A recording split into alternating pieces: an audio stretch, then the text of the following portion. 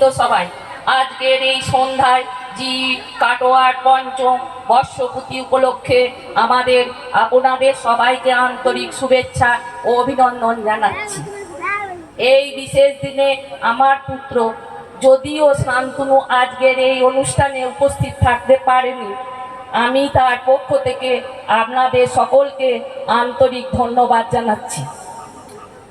বিশেষভাবে ধন্যবাদ জানাতে চাই আমাদের সকলের সাংবাদিক বন্ধুদের, যারা অক্লান্ত পরিশ্রম করে সত্য নির্ভীক সংবাদ মানুষের কাছে পৌঁছে দেন। তাদের এই অমূল্য অবদানের জন্য আমরা চিরকৃতজ্ঞ। পুলিশ প্রশাসনকে জানাই ধন্যবাদ। আমি আশাবাদী যে আপনাদের ভালোবাসা ও সমর্থনের জি কাটোয়া ভবিষ্যতে আরও উচ্চ শিখরে পৌঁছাবে। আপনাদের সবার প্রতি রইল আন্তরিক ভালোবাসা, কৃতজ্ঞতা ও ভালোবাসা। সবাই ভালো থাকবেন, সুস্থ থাকবেন এবং এইভাবে জি কাটোয়ার পাশে থাকবেন। ধন্যবাদ।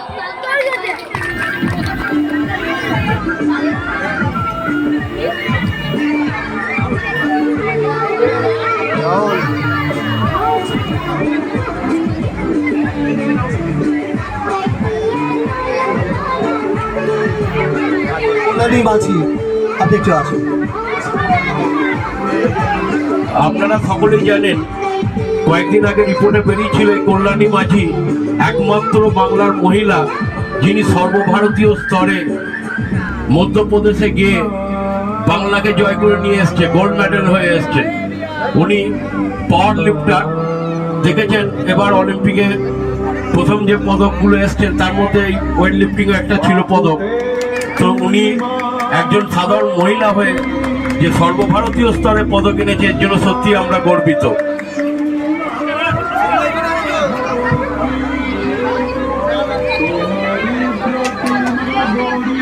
সন্ধ্যা সকলকে, আশা করি সকলে ভালো আছে। প্রত্যেক উদ্যোগের পেছনে থাকে সাহস, সততা এবং একতাবদ্ধ প্রচেষ্টা। এই মূল মন্ত্রকে সামনে রেখে জি কাটোয়া নিউজ চ্যানেল আজ তার পঞ্চম বর্ষে পদার্পণ করছে এবং আমি অত্যন্ত গর্বিত যে আপনাদের ভালোবাসা এবং সমর্থনে আমরা এই দীর্ঘ পথ চলতে পেরেছি। তবে অত্যন্ত দুঃখের সাথে জানাতে হচ্ছে যে কিছু ব্যক্তিগত কারণে আজকের এই বিশেষ অনুষ্ঠানে আমি সরাসরি উপস্থিত থাকতে পারছি না। তবু মনে প্রাণে আমি আপনাদের সঙ্গেই আছি এবং এই বিশেষ মুহূর্তটি উদযাপন করছি। জি কাটোয়া নিউজ চ্যানেল গত 5 বছরে কেবলমাত্র একটি সংবাদ মাধ্যম হয়ে থাকেনি, এটি হয়ে উঠেছে সমাজের প্রতিটি স্তরে মানুষের কণ্ঠস্বর। আমরা সবসময় সত্যের পথে অবিচল থেকে আমাদের চ্যানেলের প্রতিটি সদস্যের কঠোর পরিশ্রম এবং আপনাদের সমর্থন নিয়ে এগিয়ে চলেছি। এই যাত্রা সহজ ছিল না, কিন্তু আপনাদের ভালোবাসা ও বিশ্বাস আমাদের এই পর্যায়ে পৌঁছাতে সাহায্য করেছে। আমাদের বিশেষ ধন্যবাদ প্রাপ্য আমাদের সাংবাদিক বন্ধুদের, যারা তাদের পেশাদারিত্ব, সাহসিকতা এবং অঙ্গীকারের মাধ্যমে আমাদের জন্য সত্য তুলে ধরেছেন। আপনারা সবাই জানেন সঠিক তথ্য এবং খবরের গুরুত্ব অপরিসীম। আপনারা প্রতিদিন ঝুঁকি নিয়ে কাজ করেন এবং সমাজের প্রতিটি স্তরের মানুষের কথা তুলে ধরেন। আমি আপনাদের প্রতি গভীর শ্রদ্ধা এবং কৃতজ্ঞতা জানাই। এছাড়াও আজকের বিশেষ অনুষ্ঠানে আমাদের সম্মানিত অতিথিদের মাঝে বিশিষ্ট অভিনেত্রী পায়েল সরকার উপস্থিত আছে, যার উপস্থিতি আমাদের উদযাপনকে আরও উজ্জ্বল করে তুলবে। আমি তাকে এবং অন্যান্য সকল সম্মানীয় অতিথিকে আমার আন্তরিক ধন্যবাদ জানাই, যারা এই বিশেষ দিনে আমাদের সঙ্গে যোগ দিয়েছেন। সত্যের পথ কখনো সহজ নয়, কিন্তু সত্যের সঙ্গে চলতে পারাই হলো আমাদের প্রকৃত বিজয়। এই বিশ্বাসের সঙ্গে আগামী দিনগুলিতেও জি কাটোয়া নিউজ চ্যানেলের মাধ্যমে সমাজের প্রতিটি স্তরের মানুষের কথা তুলে ধরতে প্রতিজ্ঞাবদ্ধ। আপনাদের সমর্থনই আমরা এই যাত্রা আরও সুদৃঢ় করে তুলব। জি কাটোয়া নিউজ চ্যানেলের দীর্ঘায়ু এবং সাফল্য কামনা করছি। এর সাথে আমি ধন্যবাদ জানাতে চাই কাটোয়া থানার পুলিশ এবং অন্যান্য পুলিশ প্রশাসনকে, যাদের সহযোগিতা ছাড়া আজকের এই অনুষ্ঠানটা করা আমাদের পক্ষে সম্ভব হতো না। ধন্যবাদ এবং অনেক শুভেচ্ছা রইল। সকলে ভালো থাকবেন, সুস্থ থাকবেন। ধন্যবাদ।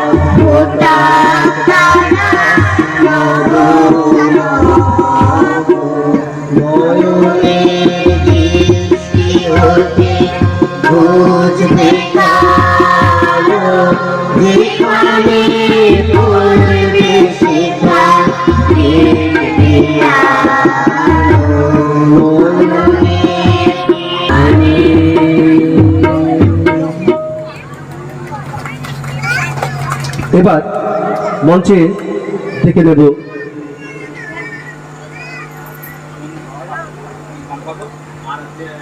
সন্দীপ পাঠক মহাশয়কে মঞ্চে আসার জন্য।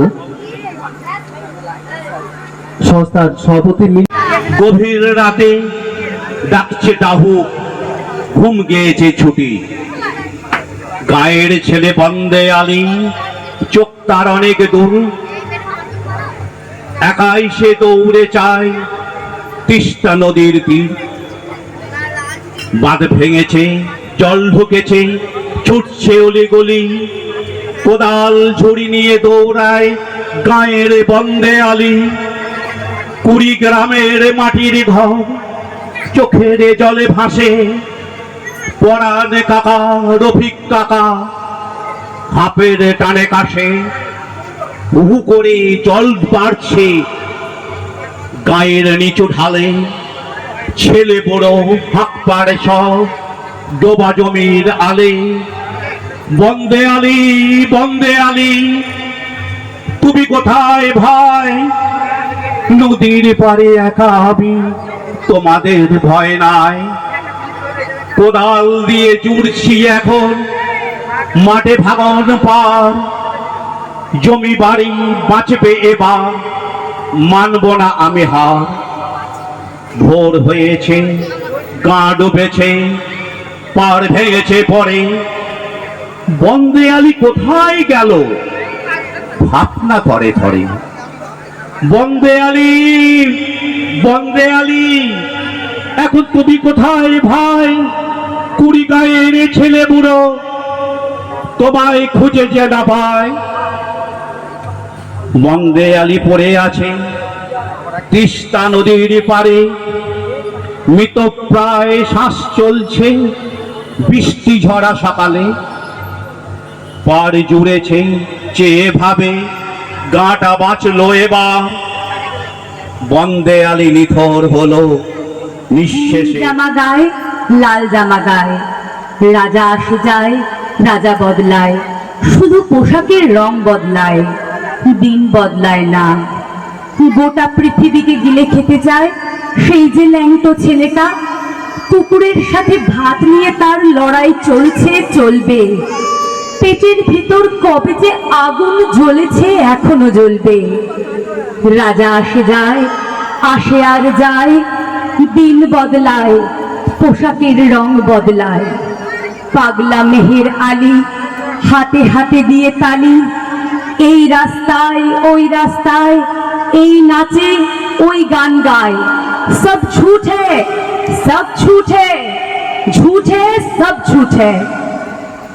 জননী জন্মভূমি, সব দেখে সব শুনেও অন্ধ তুমি। সব জেনে সব বুঝেও বধির তুমি। তোমার ন্যাংটো ছেলেটা কবে যে হয়েছে মেহের আলী। কুকুরের ভাত কেড়ে খায়, দেয় কুকুরকে হাততালি। তুমি বদলাও না, সেও বদলায় না। শুধু পোশাকের রং বদলায়, শুধু পোশাকের ঢং বদলায়। দিন বদলায় না, দিন বদলায় না। নমস্কার।